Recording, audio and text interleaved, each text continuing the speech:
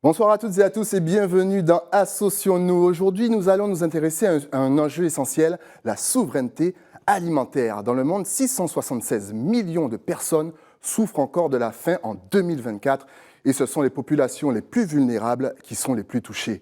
Dans de nombreuses régions, notamment en Afrique de l'Ouest, les agricultures locales sont confrontées à des défis majeurs, le changement climatique, la dégradation des sols, mais aussi la concurrence de produits importés souvent moins chers. L'enjeu n'est donc pas seulement de produire plus, mais de produire autrement, de manière durable, locale et respectueuse des équilibres sociaux et environnementaux.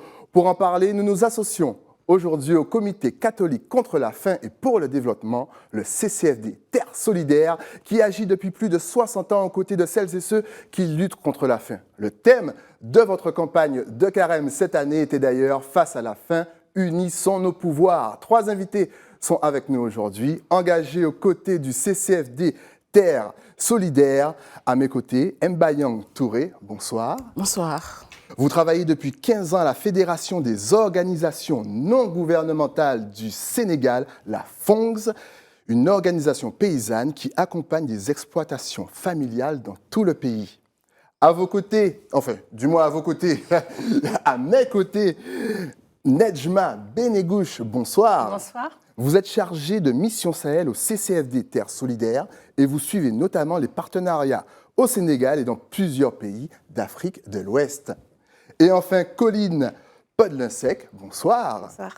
Vous êtes responsable du programme TAPSA, Transition vers des systèmes alimentaires durables en Afrique, bien sûr au CCFD Terre solidaire, un programme international qui accompagne la transformation des systèmes agricoles. Merci à vous 3 d'être avec nous ce soir. Mais juste avant de vous donner la parole, je vous propose de regarder cette vidéo de présentation du CCFD Terre solidaire.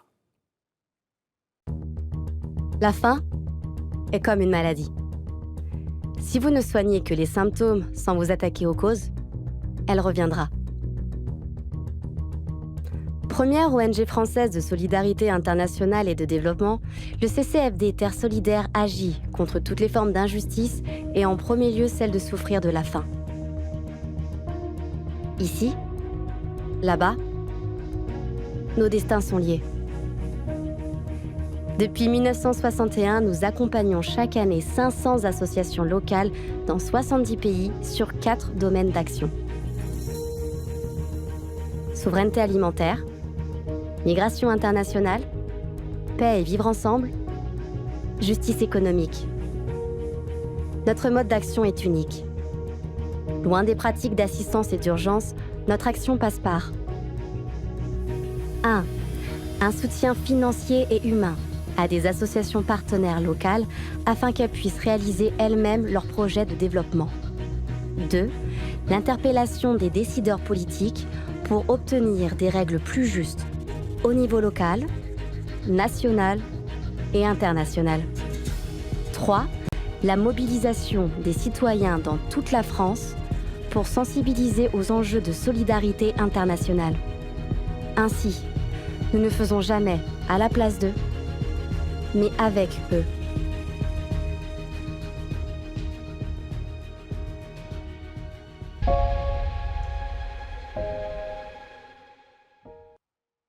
De retour sur le plateau d'Associons-nous, alors on l'a entendu à travers cette vidéo, le CCFD Terre solidaire agit principalement dans 70 pays et 4 domaines différents, la justice économique, les migrations internationales, la paix et le vivre ensemble, et enfin la souveraineté alimentaire qui est notre thème ce soir dans cette émission.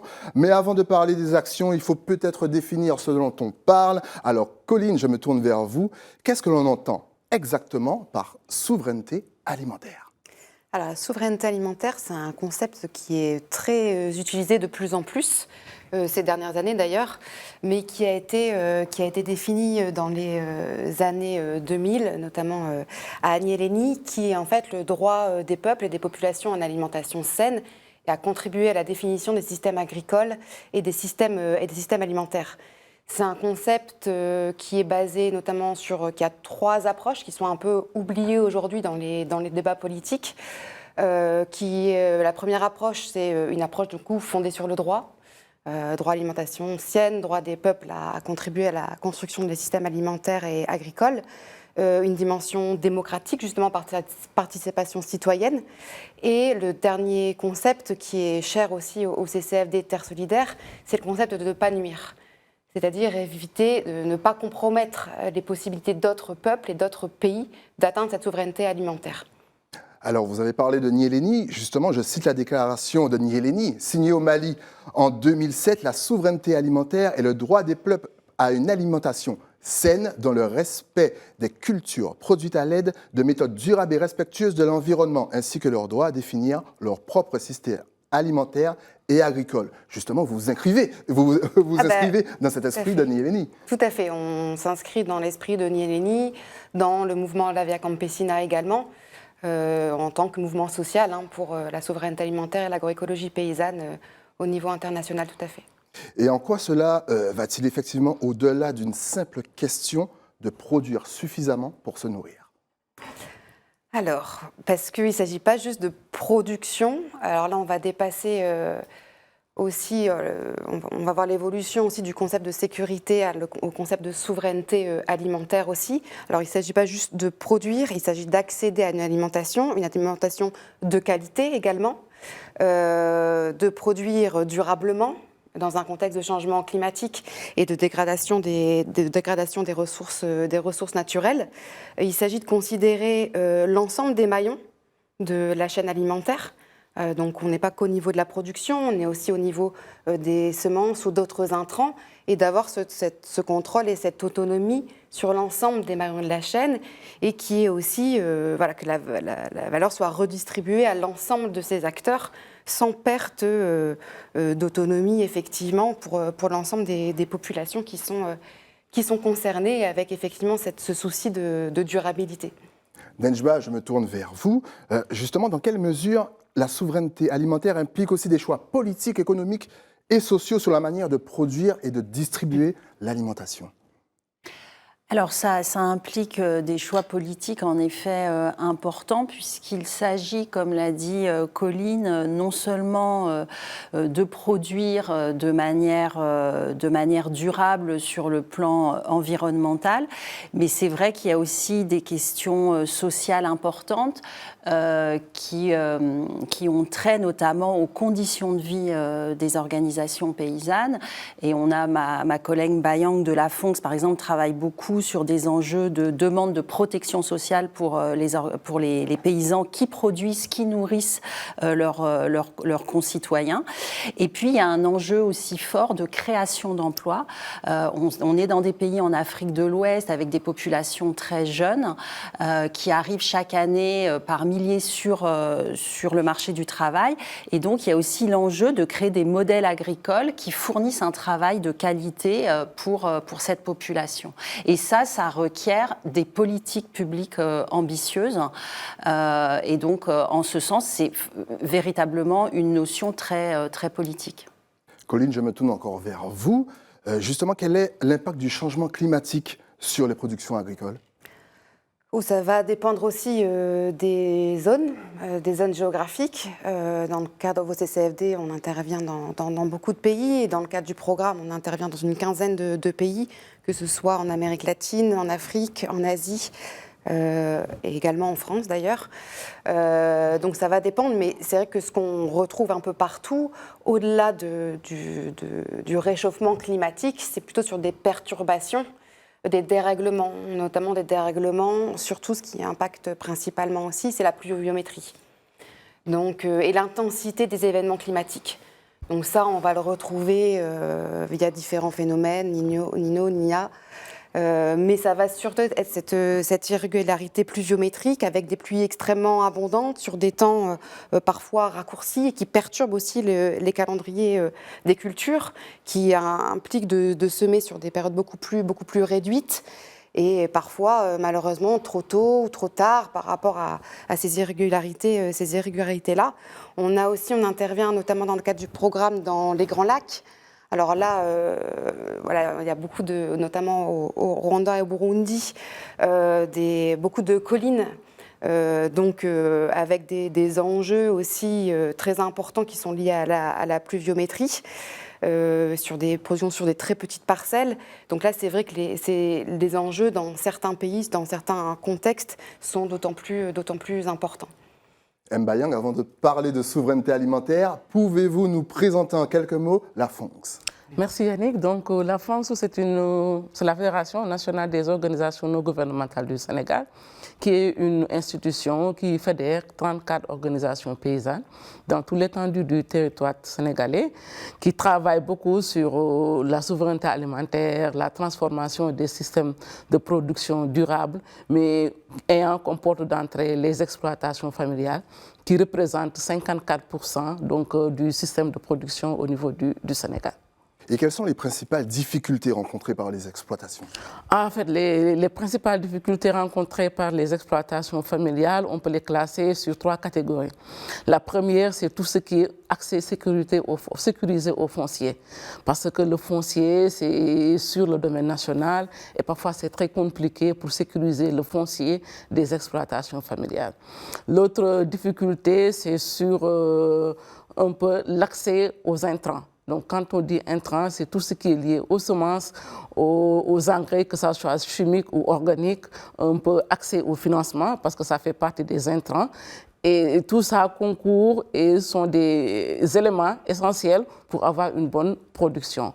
Et la dernière difficulté, c'est tout ce qui est lié au marché. Parce que tu peux produire, tu peux faire beaucoup de choses, mais si tu n'acceptes pas au marché, ça risque de poser plusieurs difficultés au niveau des exploitations familiales. Donc, grosso modo, ce sont ces 3 grandes difficultés que rencontrent les exploitations familiales sénégalaises. Justement, Nedjma, on voit qu'en parallèle, il y a la concurrence des importations à bas prix. Donc, ça fragilise aussi l'agriculture locale. Oui, bien sûr. En fait, depuis des décennies, des choix ont été faits au niveau international de pousser des pays à se spécialiser dans des monocultures ou dans des cultures d'exportation. Pour l'Afrique de l'Ouest, on parle souvent du cacao et du café, et de se reposer sur le marché mondial pour nourrir les populations. En Afrique de l'Ouest, par exemple, c'est une région qui est fortement dépendante des importations de riz asiatique. On peut aussi citer le cas du lait en poudre européen, réengraissé d'ailleurs à l'huile de palme. Donc là, c'est même des problèmes sanitaires. Donc, ce modèle où on a dit aux gens, et il y a un célèbre leader paysan sénégalais qui disait « mais est-ce qu'on peut nous demander de confier notre ventre à l'étranger ? C'est extrêmement dangereux ». Et donc, ces importations de céréales, de lait en poudre, elles viennent en effet concurrencer des agricultures nationales qui sont assez fragiles parce qu'il y a beaucoup moins de subventions publiques que c'est le cas dans les pays occidentaux, et que ces pays-là auraient besoin de plus de temps et de protection, notamment de protection douanière, pour avoir le temps de développer leur propre production nationale.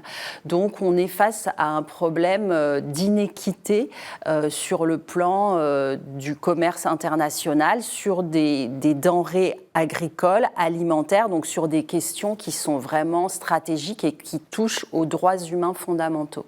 Et qui sont les populations les plus touchées ?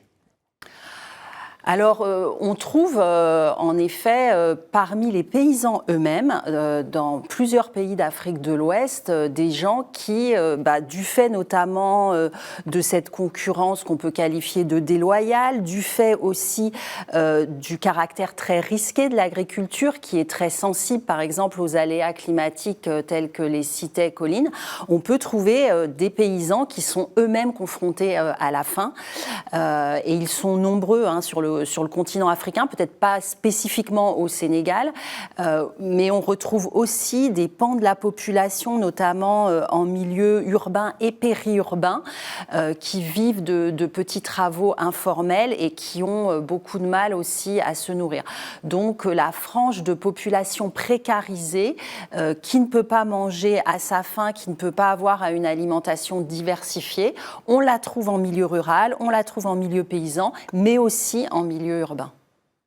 Colline, quelles sont les autres contraintes qu'on peut rencontrer dans la mise à l'échelle de la souveraineté alimentaire ? Exact. D'autres difficultés, indépendamment du commerce lié au commerce international. Ok. Ouf, il y en a beaucoup.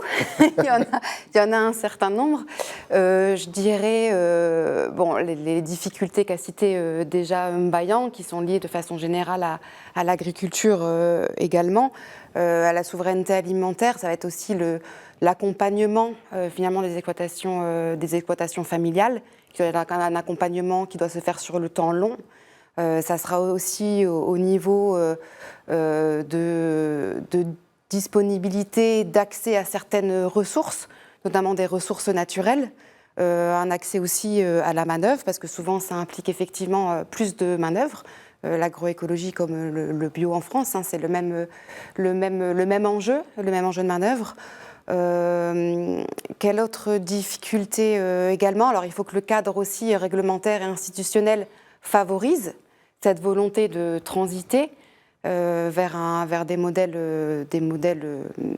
agroécologiques.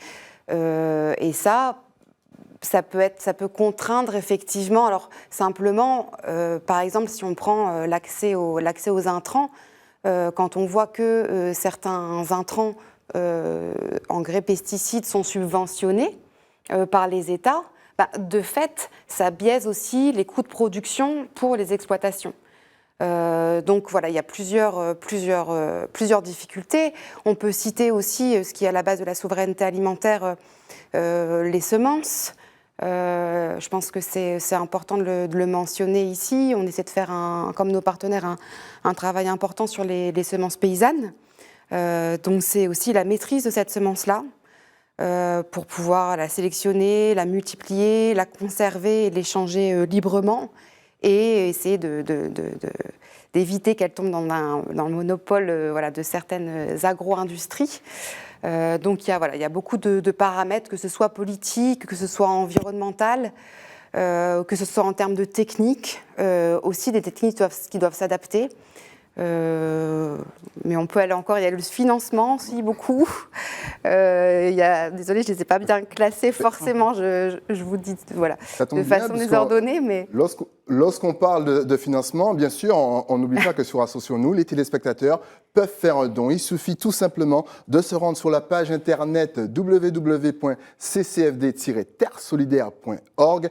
N'hésitez pas, faites un don. Mais tout de suite, partons maintenant au Sénégal où nous allons justement voir un exemple de combat pour la souveraineté alimentaire. Je vous propose de regarder ce premier extrait du reportage réalisé par Mathieu Saint-Enac auprès de l'association Agir sur la côte occidentale. On regarde tout ça et on se retrouve juste après. Face aux crises économiques mondiales et au choc climatique, le gouvernement sénégalais a placé en 2025 la souveraineté alimentaire au rang de priorité stratégique. Les objectifs sont ambitieux. Renforcer la production locale et viser à terme un niveau d'autosuffisance pouvant atteindre 90% à l'horizon 2030 avant que le pays ne s'enfonce dans de plus grands problèmes. Des ONG soutenues par le CCFD Terres Solidaires offrent un appui technique et financier à des producteurs locaux qui veulent que le pays sorte de la dépendance à l'importation. La pêche, pilier historique de l'économie du pays, traverse également une période de tension, avec une pression accrue sur les ressources. Au sud de Dakar, Joal Fadiout, le plus grand port de pêche artisanale d'Afrique de l'Ouest. Abdou Karim Sall, pêcheur et militant écologiste de l'association Agir, tente de mieux comprendre les problèmes des forçats de la mer en allant à leur rencontre. C'est différent, c'est grand différent. Grand différent.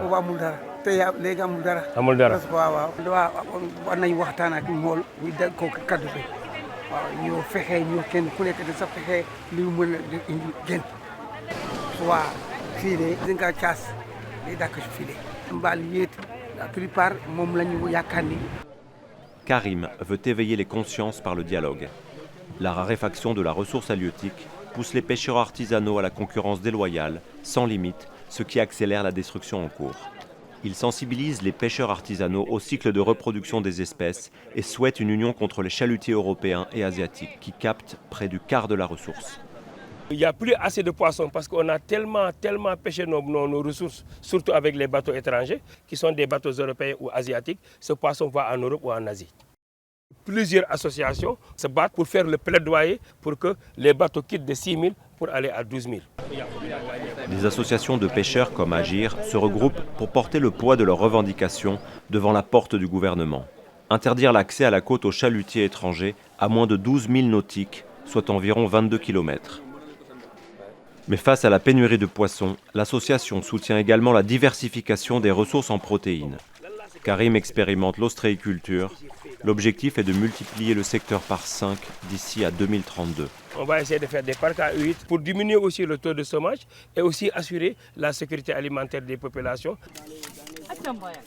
Les expériences ostréicoles essaiment sur la côte sénégalaise, comme ici à quelques kilomètres, dans le parc naturel de la Somone. L'activité participe à l'emploi des femmes et à l'amélioration des revenus des familles. Une manière aussi de réduire la pression sur la mer, même s'il faut continuer à distribuer le poisson dans tout le pays. Les femmes transformatrices nettoient, découpent, salent et sèchent le poisson au soleil. ADEPA, l'association ouest-africaine pour le développement de la pêche artisanale, tente d'améliorer les sites de transformation artisanaux.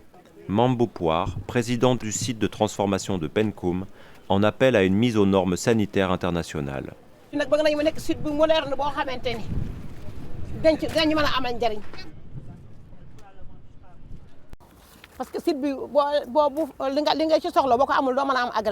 bacs de fermentation en ciment sont peu à peu remplacés par des bacs en plastique, plus faciles à désinfecter. Le rêve de ces femmes serait d'exporter une partie du poisson transformé pour améliorer les revenus et pallier la diminution des quantités pêchées, comme en témoigne Diaba Diop, la secrétaire générale du site de transformation. Le poisson devient de plus en plus rare, raison pour laquelle actuellement le Sénégal est en train d'importer du poisson de la Mauritanie, de l'Australie, des pays asiatiques et autres. À partir de 5 h du matin, les femmes vont au marché central aux poissons, à la recherche du poisson pour avoir des produits transformés. Les femmes transformatrices sont contraintes d'acheter des produits d'élevage importés, car la pêche ne suffit plus. Sur la côte, la souveraineté alimentaire dépend donc de la gestion durable des ressources marines et de l'accès équitable aux captures pour que chaque maillon de la chaîne puisse vivre décemment.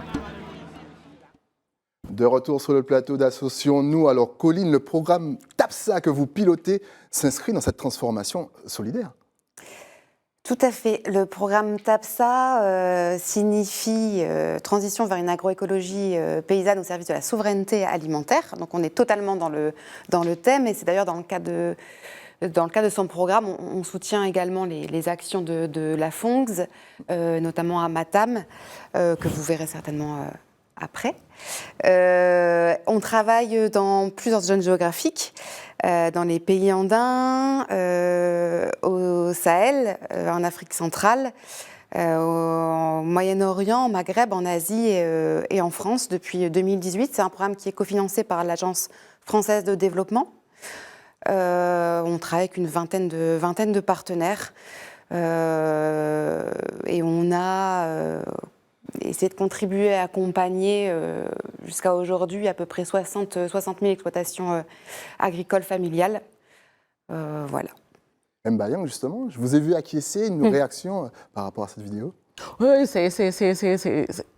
en fait, c'est triste de voir ça. Donc, au niveau du Sénégal, qui était l'un des pays les plus poissonneux dans l'Afrique de l'Ouest. Mais maintenant, on a vu qu'avec l'exploitation des chalutiers étrangers, donc même nous les Sénégalais, on a des difficultés de manger du poisson frais. Maintenant, on se rabat au poisson congelé, c'est trop cher, et même le poisson transformé en poisson sèche aussi, c'est très rare et c'est trop cher. Donc je pense que l'association est en train de faire un travail colossal pour sensibiliser et un peu conscientiser nos autorités pour qu'on soit vraiment... comme il le dit, 200 km, 300 km, donc pour que les chalutiers ne soient pas dans nos côtes, parce que les conséquences sont énormes sur la population sénégalaise. Nedjma, justement, on l'a vu dans le reportage, la question d'importation, les pêcheurs ne peuvent plus pêcher. Quelles sont les difficultés rencontrées encore une fois par les pêcheurs ?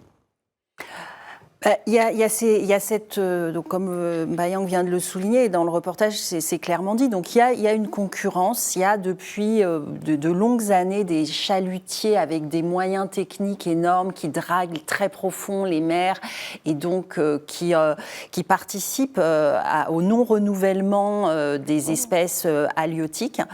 Mais notre partenaire ADEPA me disait aussi quand même qu'il fallait noter aussi que même du côté de la pêche artisanale, il pouvait y avoir aussi des mauvaises pratiques. C'est pour ça que... Justement, oui. Vous avez parlé de chalutiers, mais d'où viennent ces chalutiers ? Alors, comme c'était dit, donc il y en a qui viennent de Chine, il y en a qui viennent de Turquie et il y en avait qui venaient de l'Union européenne, mais depuis 2 ans, avec le nouveau gouvernement sénégalais, l'accord avec l'Union européenne a été suspendu. Donc, a priori, il n'y a plus de bateaux européens actuellement au long des côtes, même peut-être, enfin, en tout cas, je pense qu'il y en a en tout cas beaucoup moins. Donc voilà, donc ça, c'est une énorme concurrence, enfin, c'est une pression sur les ressources halieutiques très, très importante. Il peut y avoir aussi, et ça c'est notre partenaire ADEPA qui me le disait, que même les pêcheurs artisanaux, comme je le disais, donc, peuvent avoir aussi des pratiques qui ne sont pas tout à fait durables. Donc il y a cette importance en fait de former aussi les pêcheurs artisanaux à des pratiques de pêche durable. Mais je dirais que une des questions cruciales finalement, c'est bien sûr les capacités d'organisation des pêcheurs artisanaux et la qualité du dialogue qu'ils ont avec les autorités politiques pour arriver à une gouvernance de ce secteur des pêches qui soit à la fois équitable, transparente, éthique. Et là, on peut dire qu'on est plutôt sur une bonne voie au Sénégal. Enfin, c'est même une réalité puisqu'il y a un système de cogestion de toutes les infrastructures de pêche qui fonctionne quand même assez bien. Donc, on ne peut qu'encourager à cette structuration des pêcheurs artisanaux, à ce dialogue de qualité avec les autorités pour que des mesures soient prises, notamment pour lutter contre une pression insupportable sur les ressources qui a un impact très fort sur la sécurité alimentaire puisque une large part de l'apport en protéines des Sénégalais vient du poisson. Alors, une réaction, Mbaya? Oui, tout à fait d'accord avec Nejma, mais il faut aussi souligner peut-être que ces mauvaises pratiques des pêcheurs artisanaux, c'est une réponse pour un peu avoir beaucoup plus de ressources. Parce que quand même, donc, nos ressources sont tellement pillées qu'ils sont contraints de trouver des solutions pour avoir beaucoup plus de poissons donc, en mer. Tout à fait. Alors, donc, une transformation des méthodes, encore une fois, ça reste l'enjeu de la souveraineté alimentaire. Oui, tout à fait, puisqu'il s'agit bien sûr que les Sénégalais puissent continuer d'avoir un régime alimentaire diversifié, basé en grande partie sur des ressources et sur des systèmes de production qu'ils maîtrisent, que ce soit dans l'agriculture, sur la question de l'élevage des animaux ou des ressources halieutiques. C'est ça qui est en jeu. Et voilà, le Sénégal a une tradition extrêmement ancienne dans le secteur de la pêche, dans la consommation de poissons. Donc il faut absolument sauvegarder cela et permettre aux Sénégalais de maîtriser en fait et d'avoir le contrôle sur les aliments qui puissent nourrir leur population. Alors, Mbayang, Nejma nous en parlait, la situation est dénoncée par le gouvernement qui a décidé de promouvoir des productions locales. Est-ce que vous pouvez nous en dire plus? Non, bien sûr, donc avec l'arrivée des nouvelles autorités, donc ils ont un peu travaillé sur ce qu'on appelle une souveraineté. Donc la souveraineté alimentaire, une souveraineté énergétique, une souveraineté économique, une souveraineté monétaire. Et sur la souveraineté alimentaire, donc on a la stratégie nationale de la souveraineté alimentaire, donc qui essaie d'appuyer donc les producteurs, les exploitations familiales à produire mieux, qui essaie aussi d'appuyer tout ce qui est les infrastructures de transformation et de stockage, mais aussi renforcer tout ce qui est la capacité de commercialisation et de mise en marché des produits. Donc le focus maintenant est fait sur tout ce qui est sensibilisation au niveau des populations pour le slogan « Manger local ». Donc, avec la promotion un peu donc, du manger local, des céréales locales. Et la FONGS donc, accompagne donc, cette stratégie de valorisation de tout ce qui est nos produits locaux, mais aussi de la promotion sur la consommation des produits agricoles issus de notre territoire, que ça soit brut ou transformé. Alors Colline, justement on l'entendait dans la première vidéo, le CCFD Terre Solidaire ne veut pas faire à la place de, mais avec. Qu'est-ce que cela signifie concrètement ? Alors ça s'ancre un peu dans l'ADN du CCFD Terre Solidaire et sa logique d'intervention, le but étant d'appuyer des acteurs de la société civile au niveau local, de contribuer à leur renforcement via évidemment un appui financier, mais aussi via la mise en réseau de différents acteurs entre eux, L'idée étant que le CCFD est un acteur lui-même de la société civile, tout comme les partenaires qu'il soutient, et que le but est de renforcer un peu ce mouvement social international en faveur de plus de justice de façon générale, et notamment sur les 4 axes thématiques que le CCFD porte. C'est aussi un échange mutuel entre le CCFD justement et les paysans? Je pense qu'entre le CCFD et les paysans, c'est juste un échange mutuel entre le CCFD et les organisations. Donc si on prend le cas de la FONGS, le CCFD est considéré comme un partenaire stratégique. Ils ne viennent pas comme bailleurs ou comme financeurs, mais c'est des partenaires avec qui on travaille, on échange et ils s'appuient sur notre stratégie pour nous appuyer. Donc ils ne viennent pas amener quelque chose comme directive, il faut faire ceci ou il faut faire cela. Donc, ils s'appuient sur notre document, le plan stratégique de la France, et flécher des activités sur le plan stratégique pour nous accompagner. Donc, je suis tout à fait en phase de ce que le reportage a dit, que le CCFD ne vient pas faire à la place des organisations, mais accompagne les organisations à mettre en œuvre leur plan d'action ou plan stratégique. Nejma, je vous ai vu acquiescer aussi. Oui, c'est essentiel parce que je ne vois pas trop comment le CCFD Terre Solidaire pourrait faire autrement, dans le sens où ce sont bien les organisations issues du Sénégal ou d'autres pays dans lesquels le CCFD intervient qui ont la connaissance suffisante et excellente des contextes, qui sont animés par une vision politique, une vision stratégique, un intérêt collectif qu'elles portent. Et donc, nous sommes là pour apporter un appui financier et aussi, comme le dit Mbayang, en fait, nous dialoguons autour du chemin stratégique qui est choisi, qui est adopté au sein des organisations que nous soutenons. Et pour nous, on est complètement convaincus que c'est la seule et l'unique manière d'appuyer correctement ces organisations. Mais on est bien sûr dans des échanges, comme vous disiez, qui sont extrêmement instructifs. Et nous, on apprend beaucoup grâce à nos partenaires sur des pays qui ne sont pas les nôtres.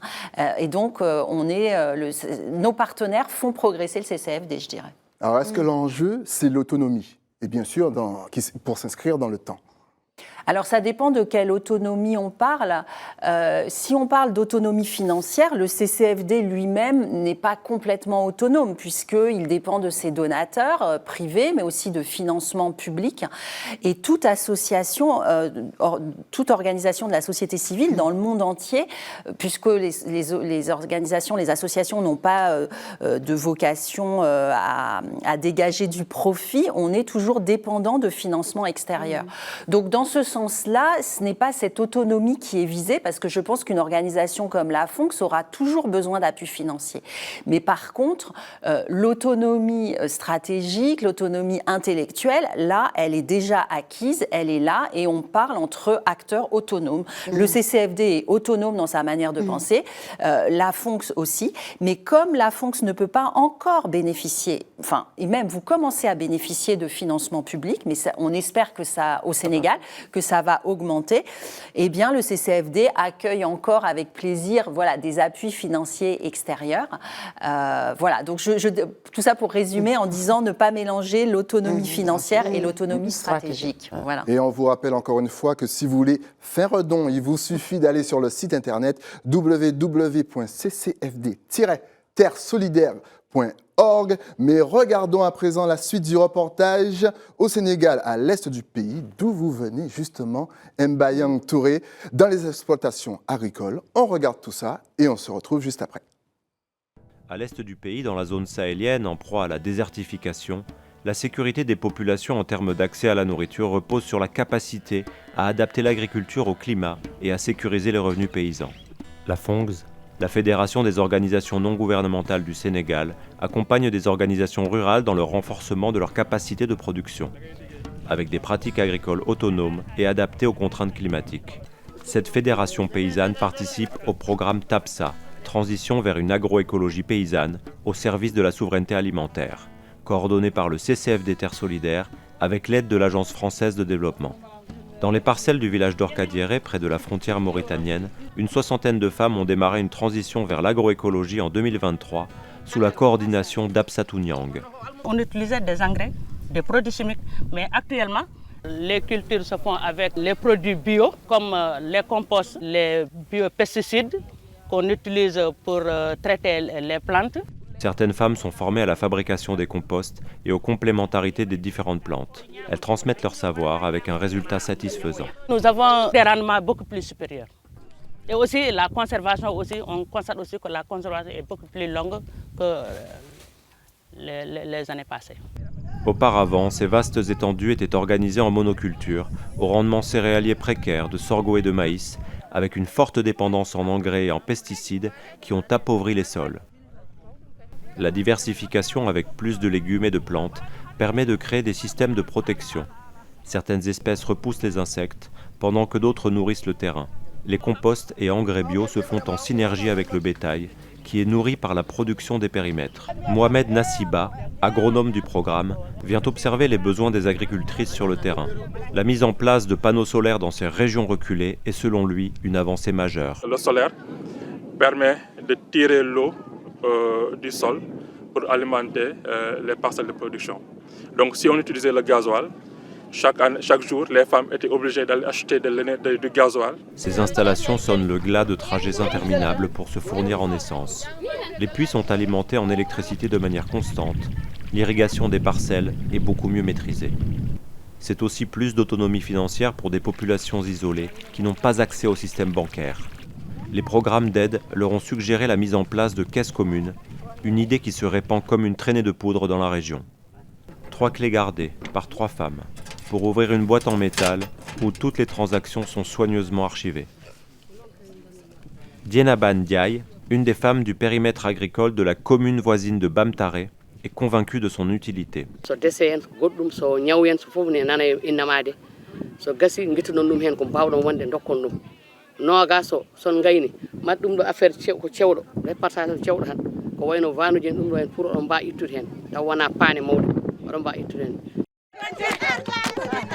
Produire, économiser, décider ensemble, l'autonomie prend racine, une fierté qui se goûte aussi dans l'assiette. Dans l'assiette, il n'y a que 2 choses qui sont importées, tout le reste c'est local. Ça motive de fierté, on va faire le tout pour avoir le tout ce qui est dans l'assiette, que ce soit produit ici. La souveraineté alimentaire s'enracine dans les villages sahéliens. Face au climat, aux problèmes économiques, l'heure est maintenant aux engagements, à chaque niveau, pour que l'autosuffisance puisse devenir une réalité pour tout le pays.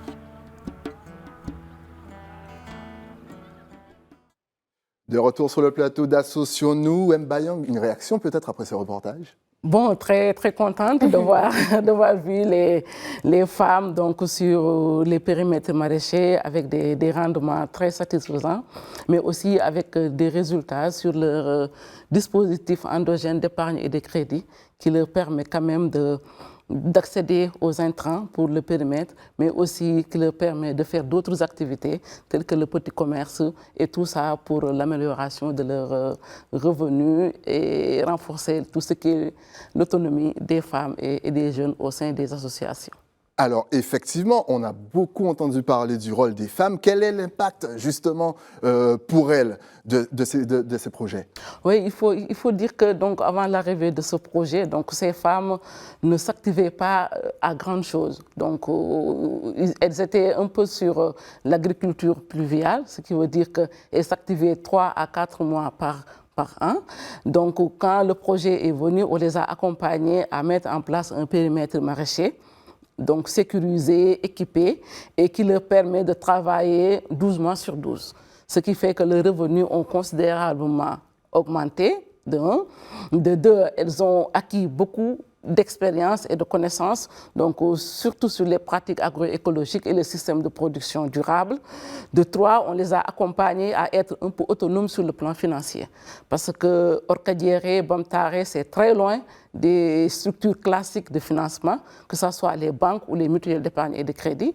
Donc on a accompagné ces femmes à mettre en place donc, une initiative qu'on appelle au Sénégal avec Association villageoise d'épargne et de crédit, qui est endogène, gérée par les femmes elles-mêmes. Donc, ce qui les permet donc, d'épargner et de prendre du crédit au sein de cette caisse selon leurs propres conditions.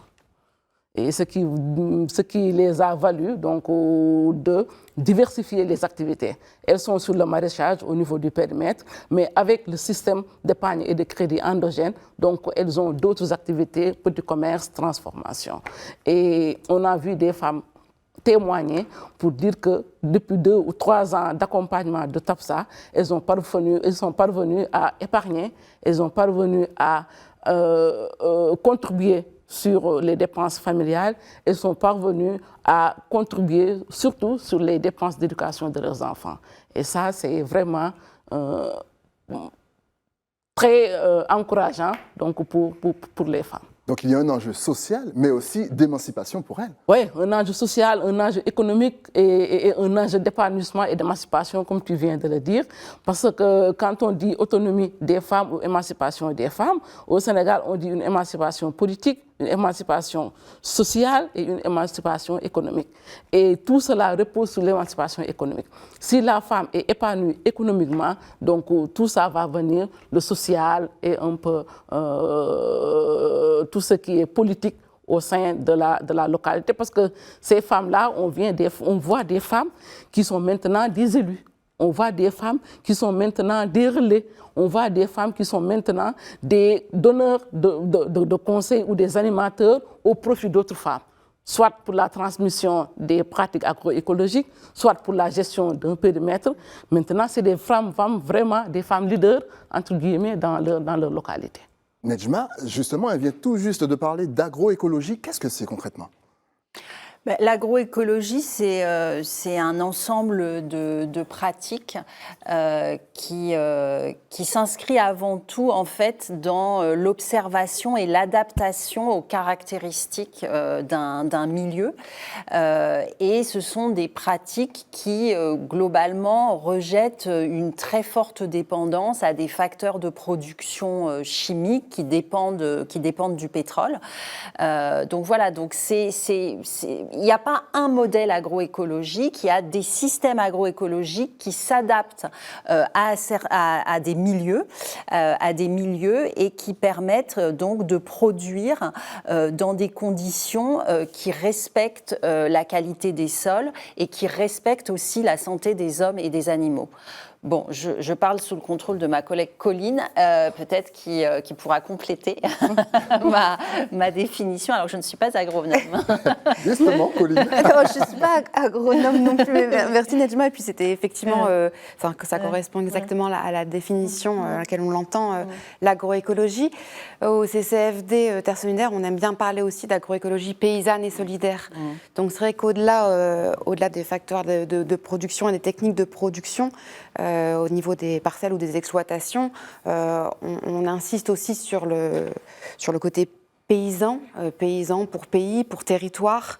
Donc c'est des systèmes alimentaires qui sont aussi territorialisés et dans laquelle le paysan, justement, a une place dans la gestion des ressources, mais aussi dans la construction, encore une fois, des systèmes agricoles et des systèmes alimentaires. C'est une agroécologie paysanne et solidaire.